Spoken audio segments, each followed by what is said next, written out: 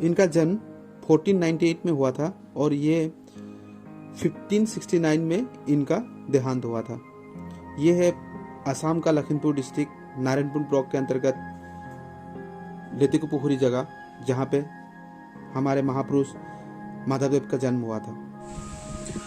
आज आए हम लोग जिस जगह, मेरे जगह से बहुत दूर तो नहीं है लेकिन बहुत खास है। मैं आपको आज दिखाऊंगा नारायणपुर लेतिकुपुखुरी का महापुरुष माधवदेव का जन्म स्थान। दूर से दिखाने की कोशिश कर रहा हूँ। वो जो घर दिख रहा है अभी तो वो तो बनाया हुआ है, लेकिन कुछ ऐसा ही था उनका घर।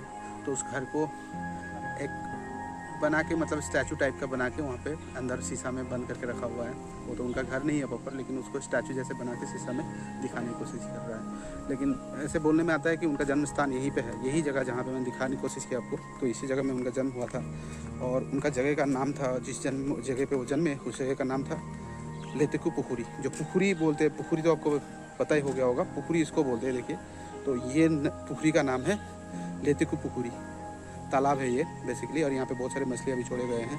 तो ये तालाब के नाम से इस जगह का नाम पड़ा था लेतिकुपुखुरी। दोस्तों, जिनको पता नहीं है माधवदेव के बारे में, मैं आपको बता दूँ, असम के एक महापुरुष थे वो। असम के महापुरुषों में उनका भी एक नाम शुमार है। शंकरदेव महापुरुष श्रीमंत शंकरदेव के वो प्रिय शिष्य थे। महापुरुष श्रीमंत शंकरदेव के साथ उनका उठना बैठना था। और ये जगह जो मैंने आपको दिखाने की कोशिश किया, ये जगह यहाँ पे नाम होता है उनके नाम पे। ये देखिए, मैं आपको बताऊंगा। दोस्तों, ये जो लेतिकुपुखुरी जगह है, जिसका नाम, जिस पुखुरी मतलब तालाब, मैंने पहले बताया था, जिस तालाब के नाम पे इस जगह का नाम पड़ा है, उस तालाब को थोड़ा सा दिखाने की कोशिश करूँगा। ये है ये तालाब, इसको बोलते हैं लेतिकुपुखुरी। हालांकि इतना बड़ा तालाब नहीं है, लेकिन ये जगह जो फेमस हो गया श्री महापुरुष माधवदेव के लिए, तो इस तालाब का भी नाम फेमस हो गया और इसी तालाब के नाम पे पड़ा है इस जगह का नाम लेतिकुपुखुरी। ये देखिए, लेतिकुपुखुरी है।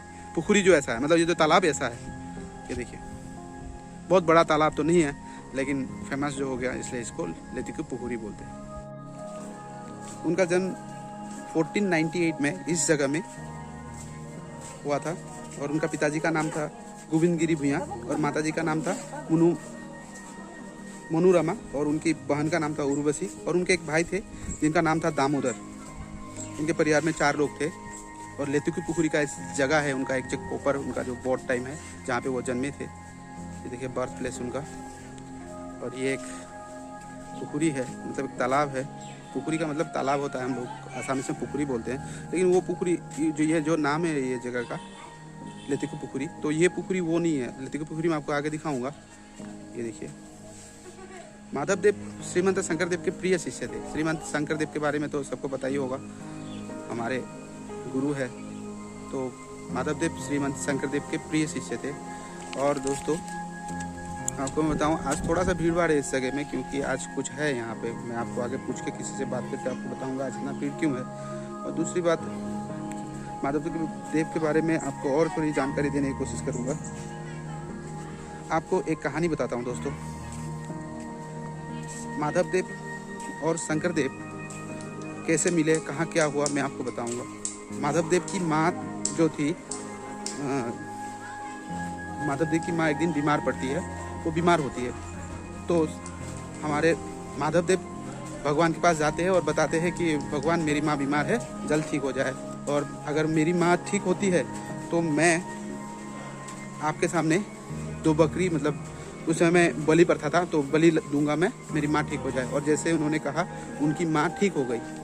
तो उन्होंने उनके जो दामाद थे, जो उनके बहन थी, उन दामाद को बोले कि मैंने ऐसे भगवान के साथ कुछ देने का वादा किया है, जो मेरी माँ ठीक हो गई तो देना है, आप 2 बकरी का इंतजाम कर दो।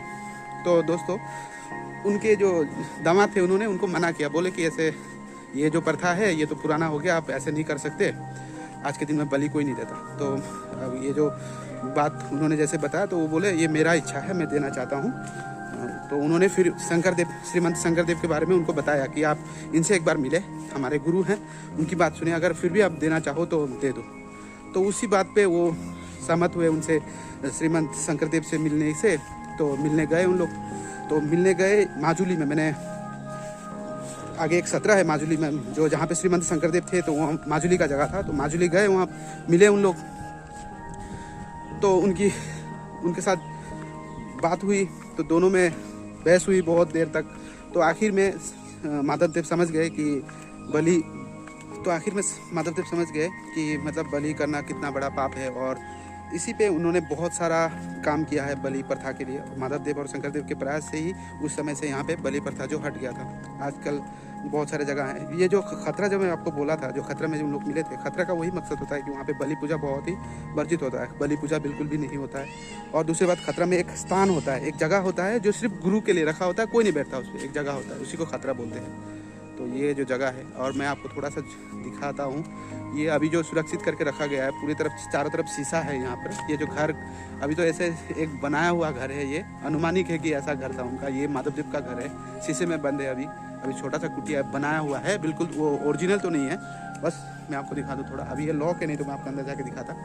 अगर आप देख पा रहे हो तो देखिए, ये है जगह। इस जगह, इस घर के अंदर ही महापुरुष माधवदेव जन्मे थे। उन्होंने कहीं सारे 115 या 125 के आसपास उन्होंने बोरगीत लिखे हैं। असम का बोरगीत जो नाम गीत होता है, तो उन्होंने वो लिखे हैं। और कई नाट्य लिखे हैं, नाटक लिखे हैं माधवदेव ने। और ये एक जगह मैं आपको थोड़ा सा दिखाने की कोशिश कर रहा हूँ। यहाँ पे पूजा होता है, ये देखिए, ये बच्चे यहाँ पे आज आए हैं। आज कुछ खास है, मैं आगे किसी से बात करके मैं आपको बताऊँगा कि क्या खास है आज। थोड़ा सा देखिए, ये देखिए, मैं अंदर जाने की कोशिश नहीं करूँगा, कैमरा बिल्कुल नहीं ले जाऊँगा, यहाँ बहुत लोग हैं यहाँ पर। तो वो 107 साल जिए थे हमारे इस दुनिया में। तो दोस्तों, 107 साल जी के उन्होंने जो हमारे लिए रचना कर गए, जो हमारे लिए ज्ञान बांट गए, हमारे लिए ज्ञान छोड़ गए, उनके लिए उनको नमन करते हैं। और आज का वीडियो यहीं पे ख़त्म करते हैं। दोस्तों, अगर मेरा वीडियो आपको पसंद हो, बार बार एक ही बात बोलता हूँ, प्लीज़ सब्सक्राइब कर दीजिएगा। दोस्तों, थैंक यू फॉर वॉचिंग।